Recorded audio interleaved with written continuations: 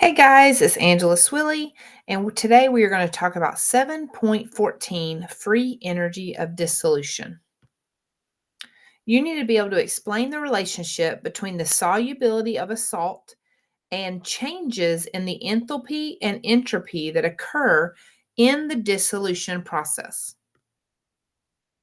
So, factors that can have an effect on dissolution. And remember, dissolution is something dissolving, a solute dissolving in a solvent. So, first of all, one factor that can affect dissolution is enthalpy.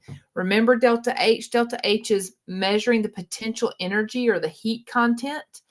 When delta H is positive, that means that it's endothermic reaction. And if it's negative, it means it's an exothermic reaction. So, first of all, some things to remember about enthalpy. Whenever you are needing to break bonds, you have to put energy in, right? So energy is needed to break bonds. Energy is released to form bonds. So if we're talking about dissolution, the energy will be needed to break the solvent-solvent attractions, and energy will needed to break the solute-solute attractions. And just like we said earlier, energy will be released when the solute and solvent attractions form. So um, just remember breaking bonds needs energy.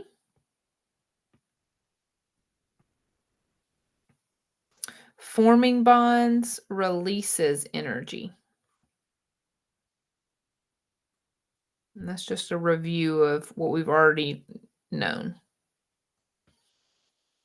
Now, the energy will either be released to the surroundings or it'll be taken in from the surroundings. So, whether it's endothermic or exothermic, the surroundings are involved. Another factor that can affect dissolution is entropy, and this is a new term for us.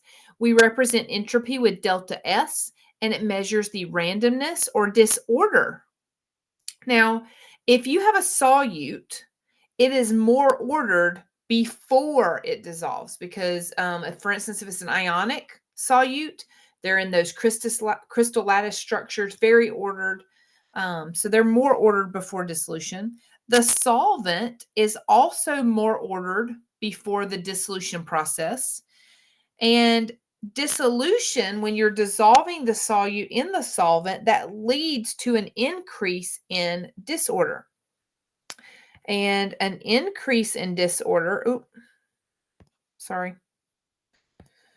right here. An increase in disorder is going to be a positive entropy, positive delta H. So you need to make sure that you know that. Now, the surroundings can also increase in disorder as well. Now, one way to think about entropy is the probability of the particles or energy being distributed into all of the little tiny places in the container.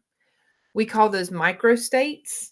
But just think about the particles being able to go to every little part of a container. And that is going to be the probability of that is going to determine the entropy. Now, here is a little drawing to help us kind of see what's happening during the dissolution process. On the left, we'll see that salts, we just talked about this, like NaCl, exist as very ordered crystal lattice structures. And the high level of hydrogen bonding in water makes water a more ordered liquid, especially at lower temperatures, because it puts them closer together and they would be more ordered that way. Now, remember, if we're going to dissolve sodium chloride in water, then the water has to kind of pull a little piece of NaCl off so it can surround it. And remember, the sodium ions are going to be surrounded by the partially negative oxygens, and the chloride ions are going to be surrounded by the partially positive hydrogens. Now, over to the right, the NaCl, the sodium chloride, experiences a large increase in disorder. So, a large increase in entropy. The water molecules that form like kind of cages around each ion, um, those are more ordered, but the surrounding water molecules are more disordered. So overall, this process is a positive delta S, um, so a positive entropy. All right, so something else we need to know about entropy is that it actually drives dissolution. As we've seen before, dissolution can be exothermic or endothermic, depending on what you're starting with. And many salts dissolve easily despite being endothermic. And that's because entropy is the driving force behind dissolution due to the large increase in disorder associated with most dissolutions. Now, temperature also has an effect on driving dissolution as well. Gibbs free energy is how we relate enthalpy, entropy, and temperature together, and they're all used to determine Gibbs free energy. So Gibbs free energy formula is right here. It is enthalpy delta H minus temperature times entropy. And we will learn how to calculate this in our Unit 9 lessons. But for now, we can use qualitative analysis to determine if a reaction will occur spontaneously or not. The larger the negative value for Gibbs free energy, the more the reaction will favor the products. So the larger the negative value for Gibbs energy will be, how quickly we can make products and the amount we can make. So, three processes of dissolution.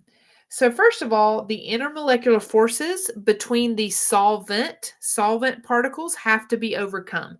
And to do that, you have to add energy in, which is going to make delta H positive.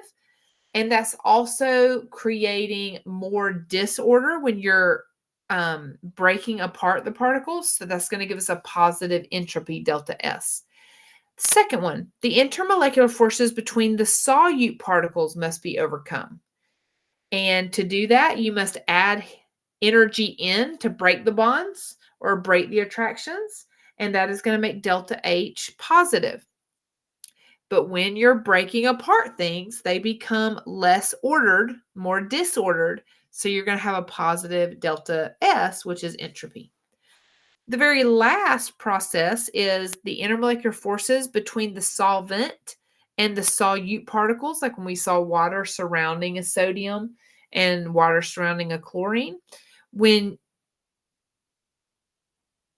For that to happen, the solvent solute particles must reform attractions. And so that is going to release energy. So that's going to give you a negative delta H. Also, if you're coming from disorder back to order, and maybe it's not completely the same amount of order, but it is more ordered than the disorder, then you're going to have a negative entropy, which is delta S. All right, you need to know this. So when delta H and delta S are positive, then your delta G, your Gibbs free energy, will tell you that the reaction proceeds spontaneously at high temperatures. At low temperatures, the reaction is spontaneous, but only in the reverse direction. Spontaneous means just happening on its own. If you have a delta H positive and a delta S negative, then Gibbs free energy is always positive. The reaction is spontaneous in the reverse direction at all temperatures. If you have a negative delta H and a positive delta S, then your Gibbs free energy is always negative. The reaction proceeds spontaneously at all temperatures. And last but not least, if you have both negatives, your reaction proceeds spontaneously at low temperatures. At high temperatures, the reverse reaction becomes spontaneous. So let's look at this question together. If you want to pause the video and try it on your own and resume to check your answer, feel free to do so.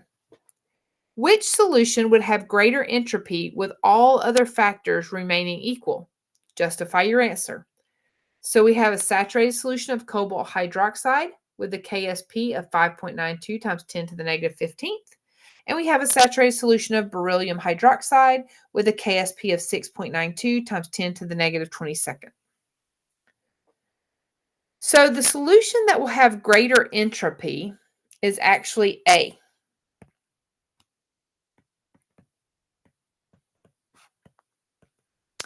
And that is because a greater number of ions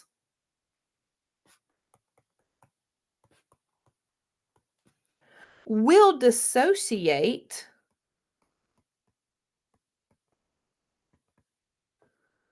due to it having a higher KSP value.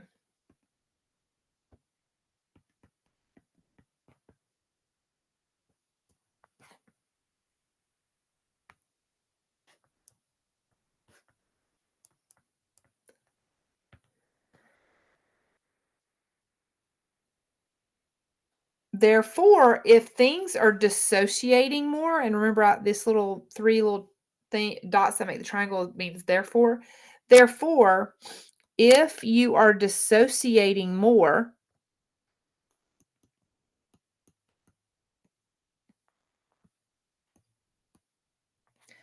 there is more disorder.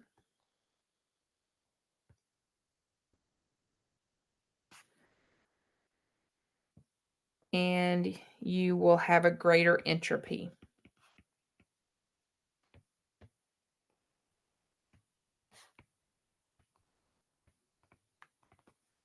All right, guys, I hope you have a good evening, and I'll see you in class.